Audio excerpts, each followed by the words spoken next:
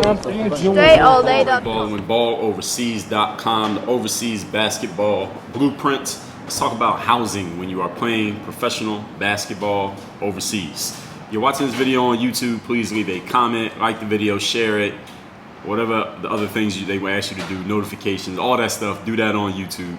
And if you are listening to this in the podcasting platform, please leave a review on Apple Podcasts and a rating. Let the rest of the basketball world, all the other ball players out there know that Dre Baldwin is the plug when it comes to overseas basketball information, real rap information for players who are trying to get on playing overseas. Now, talking about housing when you're playing basketball overseas. First of all, let's be clear about something. Housing runs the gamut, meaning you could be living in a shack with roaches, or you could be living in a goddamn mansion. All right, you never know when you're playing basketball overseas. I wish that we had these beautiful, amazing smartphones back when, in all the years that I was playing, because I could show you all pictures and videos of the way that I like to document stuff. I could show you so many things, and things that I saw and things that I experienced when I was playing overseas. But unfortunately, we had phones back then, but it wasn't like it is now, as you probably know. So I can't even show you, but I have a good memory, so I can remember a lot of these things. I lived in some places that was kind of dingy. The bedding was like kind of old. Who knows how often they really washed it, and if they washed it any level of good, if they use any useful detergent, if the stuff was even clean. But you don't really have time to complain about it when you're playing over there, because what are you gonna do? Now, you ain't got no washing machine to do it yourself. There are places where it was times the place was kind of dingy. The shower in the bathroom was not too clean. Bathrooms, I've been in some places where the bathrooms were kind of nasty. I didn't even want to use the bathroom. I didn't want to touch anything in the bathroom. I didn't want to take a shower because the place is so damn nasty. Many times I saw that. But there were also times when I came to a place and they had a brand new flat for me. You could tell that it was new. They had laid everything out. They went and got some food for me, got some fruit, put it in the refrigerator, set it up like that. And they really took care. And if anything was wrong, you let them know, and they came in and fixed it like that day on the spot. And they got the things done like that. One thing that I do know was a challenge when I was playing, something that you players can keep in mind. And any of you who play professionally now, definitely chime in on this and let me know. But when I was playing, one thing that was always a challenge for me was getting the clothes washed consistently, because we didn't have. I never had, in no place that I played, did I ever have a washer and dryer in my living space. I never had a washer and dryer in my apartment or in the house that I was staying in. I always had to go somewhere else to wash my clothes. So I would tell the team, like, yo, I need to wash my clothes. They're like, all right, there's a laundromat over here, or we'll take you to the laundromat, or yo, you could take the bus to the laundromat. And I'm a person who grew up, the way I grew up, the home I grew up in, we had a washer and dryer in the house. And everywhere that I've lived, ever since I moved out of my parents' home, there was also always a washer and dryer in the house. When I when I was in college, I stayed in the dorm. There was a washer and dryer. It was for the floor, but that was fine. I was in college. I didn't know any better.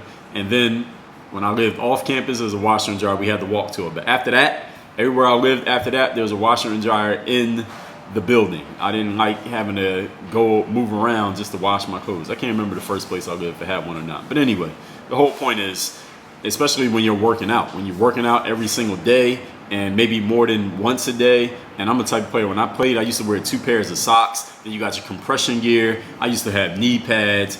Sometimes I had arm sleeves if it was cold. If I played in places where the gym was kind of cold, I'd have a sweatshirt or a long sleeve shirt, then your workout shirt. And sometimes I have a compression shirt under the workout shirt. So you got all these layers of clothes, all these socks, and you might be working out twice in a day. And it's like, damn, I need to wash these clothes, because they start to pile up. But then the washing machine or the washing place is far from where you're at, and then you gotta ask somebody to take you there, or you gotta ask, can you use it? And you used to washing clothes more often.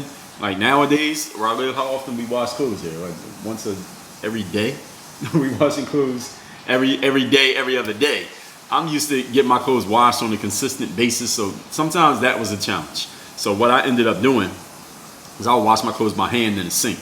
And this is when I have my own place, by the way. So don't be washing your dirty clothes in the sink if you're sharing a place with somebody. That's crazy. So when I was staying in places by myself, I would wash my clothes in the sink. I would hang them out to dry and stuff like that, and I'd be straight. But that'd be one challenge. Another challenge is when it comes to housing when you're playing overseas. It depends on how they set it up, because again, it can run the gamut. I remember the first job that I was in Lithuania. I had a roommate, and it was basically a college dorm.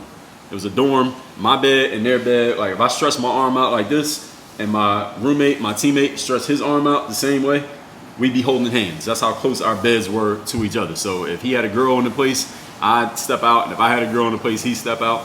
And TV didn't even have English channels.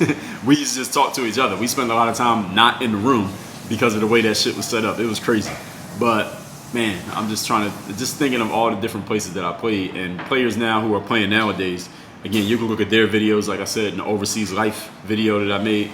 You look at their videos, they'll show you the kind of places that they're living in and the setups and things like that. But you should understand, I want to give you a disclaimer, the level of housing that you have, the kind of housing that they give you when you play, is determined a lot by how much money the team has invested in you. So if you're watching a video of some dude who played at a D1 school, and now he's playing in the first division in some country, and he's showing you his housing, and it looks pretty nice. It's like maybe nicer than where you live right now. You're like, all right, I'm cool. I'll be good living in this place like that. Understand, if you're coming out of a JUCO or an NAIA or a D3, and you're trying to get on, you might end up in the third or fourth division somewhere.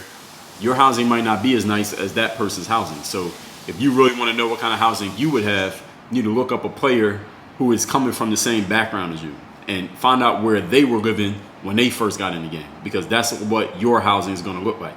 Because I've seen players who I was staying in a certain type of, the first place I played, matter of fact, I was staying in this place, and it was like a college dorm. There was nothing spectacular about it. It ain't even, if Instagram was out back then, I would not have posted anything on Instagram from inside of the place we were staying.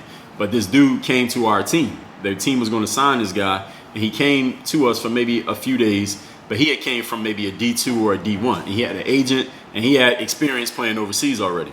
And when he came to the place that we were staying at, he looked at it, and he was like, yo, this is unacceptable. This is crazy. He called his agent. His agent was like, no, get him out of there. She put him in a hotel. He ain't staying in this place. And this is the place we had already been staying in for weeks. And we was like, all right, we cool. We gonna earn our way, do our thing. And we waiting for the season to start. He got there, took one look at that shit and was like, hell no.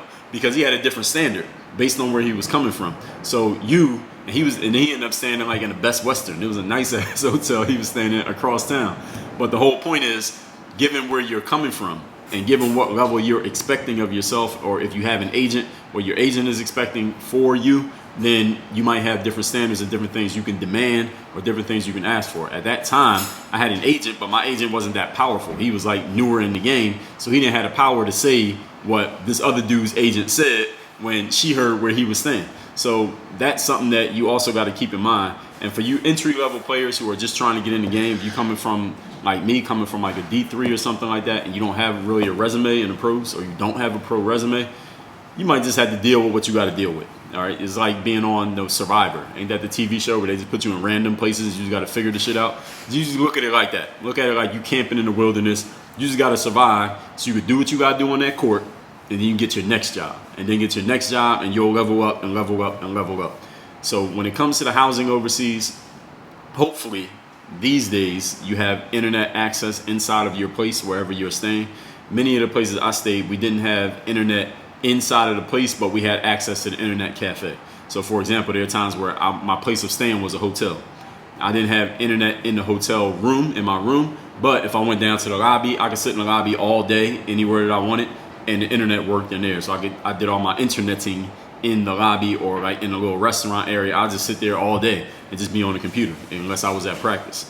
One time I was in Montenegro, they put me in a flat. It was an apartment, and right downstairs from the apartment, I go outside and I walk down the little steps. There's an internet cafe right there, and one of the managers of the team, they ran the cafe. So I could use it as much as I wanted. I didn't have to pay to use the internet, nothing like that. When I was in my first job, I remember I was in Lithuania. The internet cafe was a little bit of a walk. You had to walk from the dorms that I was at to the center of town, and then there was an internet cafe in there. We had to pay, but it was pretty cheap. It was like €1 for like 2 hours or something like that, which was nothing. I was sitting there for 4 or 5 hours just be on the computer all day. And I didn't even have a laptop at this time. So this is way early. We talking ancient, dinosaur days when that was happening. So internet is a big thing. Being able to wash your clothes is a big thing for me. What was the other thing that I said? Like internet, being able to wash your clothes. Oh yeah, how you gonna eat? It depends on how the setup is. Because the first place I was at, it was like a dorm, so it was no refrigerator in there, and there wasn't no kitchen in there. So if I wanted something to eat, I had to go and buy some food, and that food needed to be ready to eat. It wasn't like you could buy food and cook it.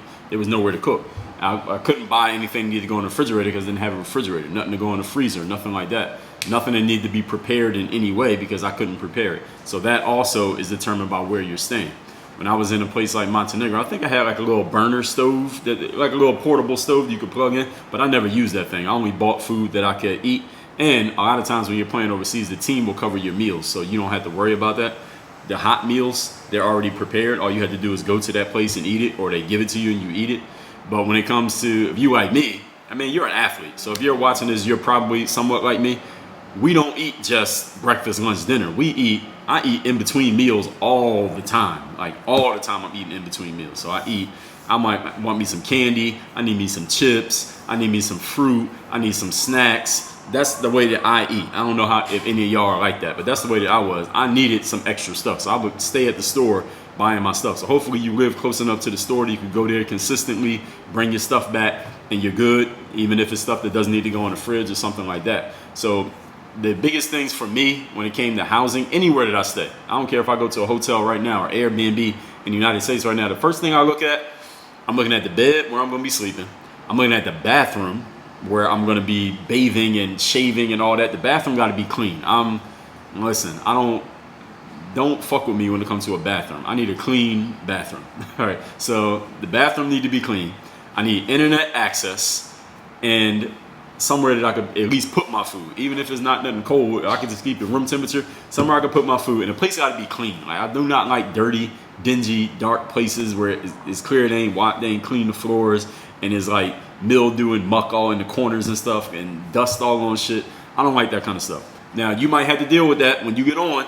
Let me be clear. When I got on, I had to deal with that, and I couldn't complain about it. But now that I know better, I wouldn't accept it now because I know things that I didn't know then. But you, as a new player, you might have to deal with that when it comes to the housing overseas. Just make sure you're close to an internet cafe or somewhere where you can get access to the internet, because that will allow you to communicate with your people wherever they are. Back home, if you got people you meet over there, you meet some girls over there, whatever, you want to be able to communicate. I mean, let's keep it real. We got to play the game. So that's the deal when it comes to housing overseas. If any of you got a question, anything I didn't quite address with this, go ahead and post in the comment section. I'll make sure I get to it. And check out the other dudes who are out there hooping nowadays, and they'll show you where they're living and stuff like that to let y'all get a better idea. But again, find somebody who comes from where the level that you're coming from, so you get something, so you have the right idea what to expect. All right, so don't go looking at, if LeBron went overseas, don't go thinking you're gonna be living in the kind of place they put LeBron in if you ain't coming from LeBron's background. So all that being said, you not yet have this book, The Overseas Basketball Blueprint, 237 pages, everything you need to get started playing basketball overseas. Go to balloverseas.com. The book is paid for. All you do is cover the shipping. I will ship this to you worldwide, anywhere that you live. If you want to get the full bundle, Overseas Blueprint Bundle, that's Overseas Basketball Secrets. This tells you about the business side of the game, the truth about exposure camps.